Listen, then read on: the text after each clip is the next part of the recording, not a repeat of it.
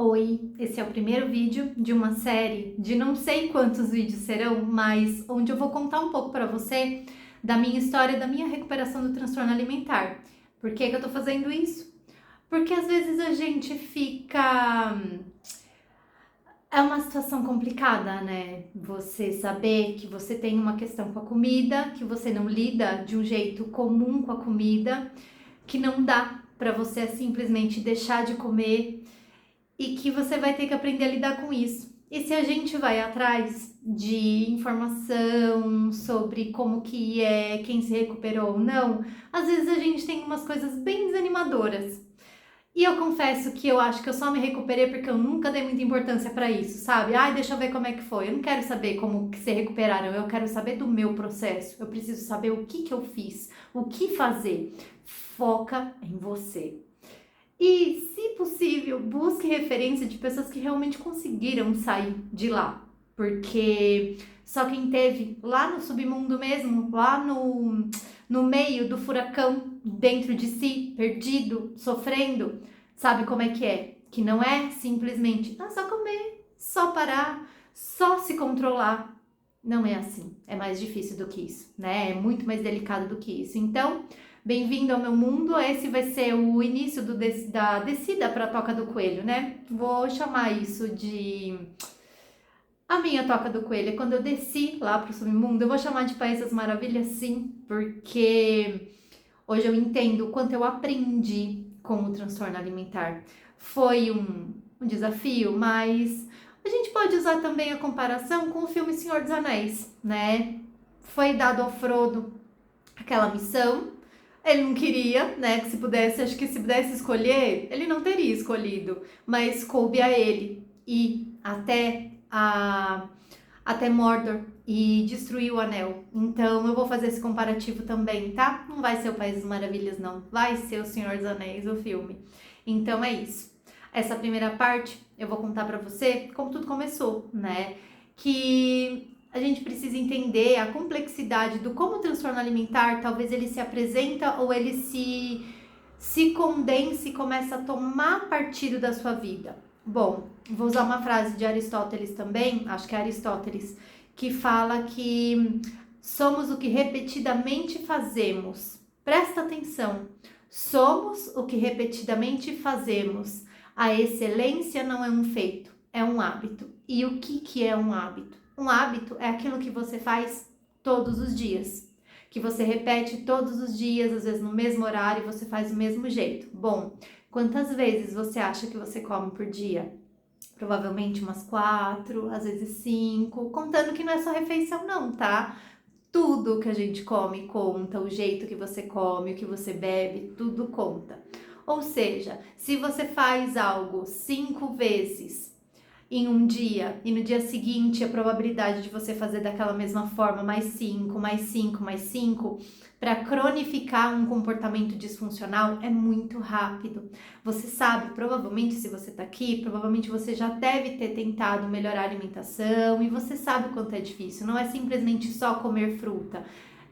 Às vezes é difícil da gente inserir uma fruta por dia, às vezes é difícil da gente começar a prestar atenção e pensar, será que eu quero 2 pães mesmo no café da manhã? Será que eu consigo deixar metade de um? Então imagina tudo que você faz todos os dias, pelo menos 5 vezes. Por isso que um transtorno alimentar cronifica muito fácil e é por isso que é perigoso.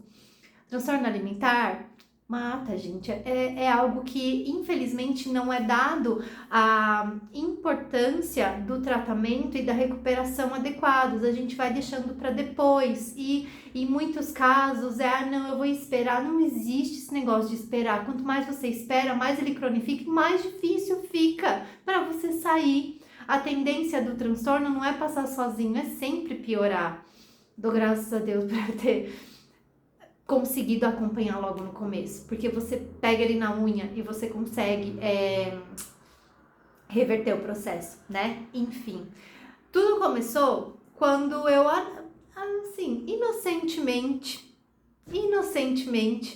participava de um grupo de estudos, né? Eu não sei se alguém conhece, mas eu ia num lugar chamado Vessânia, porque eu sempre fui interessada nos conhecimentos místicos e essas coisas esotéricas, e lá eles explicavam, né? Algumas coisas você aprendia e era bem interessante. Em um dos módulos que eles tinham, eles sugeriam que a gente ficasse uma semana sem carne para poder acessar a frequência teta e tal, tal, tal. Bom, desafio dado para mim é sempre desafio cumprido, porque se eu tô lá, eu vou tentar, né? E surpreendentemente eu percebi que não era a coisa mais horrorosa do mundo ficar sem carne. E eu falei, nossa, consegui. E aí, o que aconteceu? Uma coisa que todas as coisas têm os dois lados, tanto positivo quanto negativo, sempre.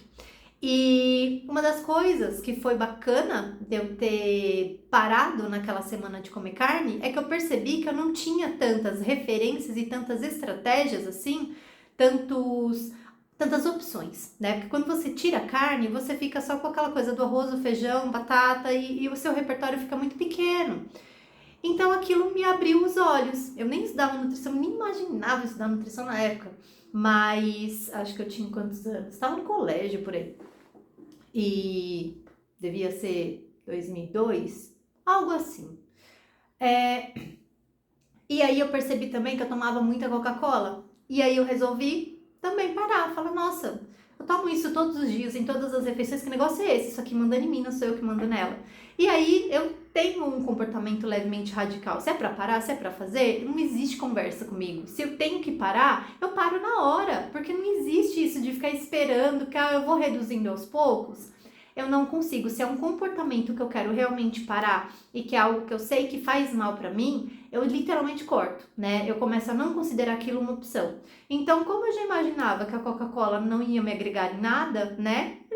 Já consegui ficar sem carne, o que é a Coca-Cola, né? E a carne é algo que, se a gente não souber substituir muito bem, é importante e é necessário para o corpo, né?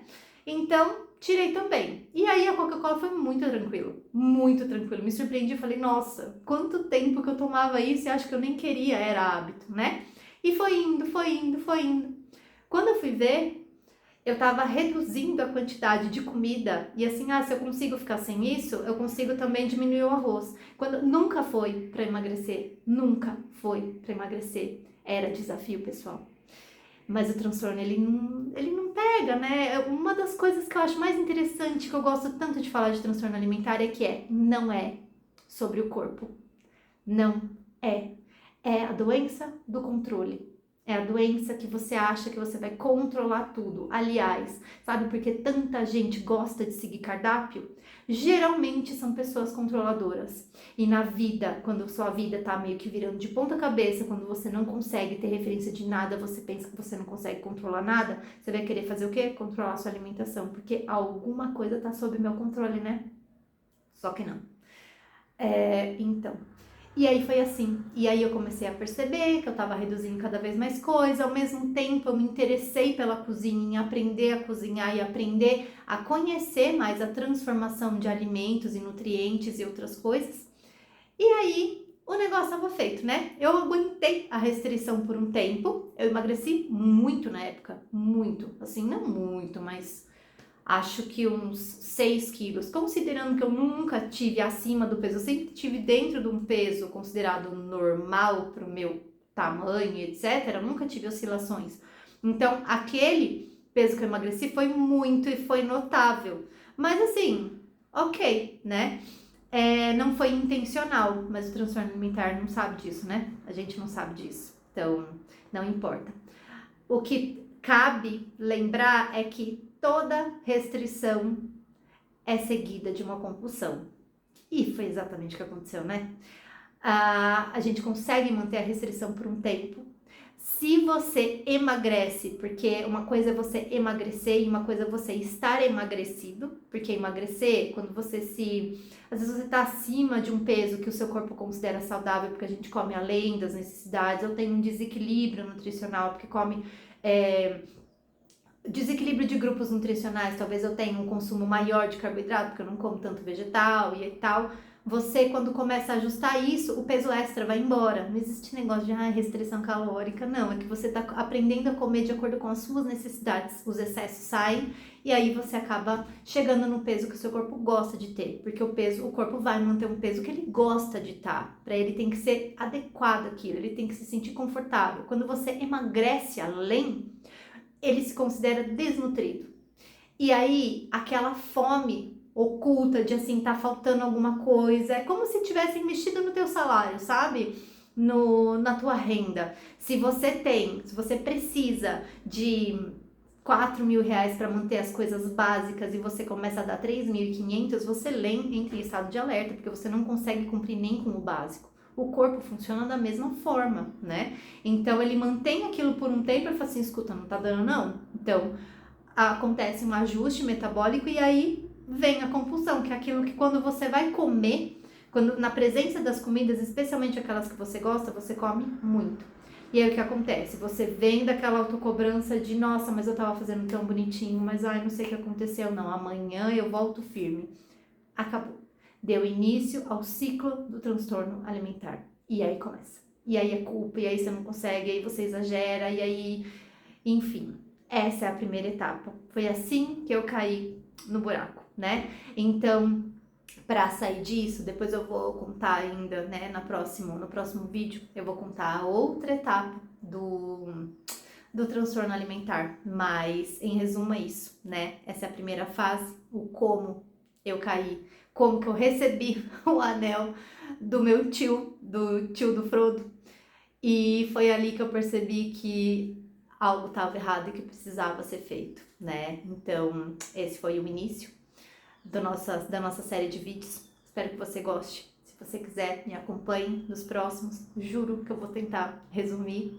Vou trazer alguns casos clínicos também de algumas histórias semelhantes, porque eu acho interessante. E se você tiver alguma sugestão, deixa aqui embaixo para mim. Obrigada, um beijo e até a próxima.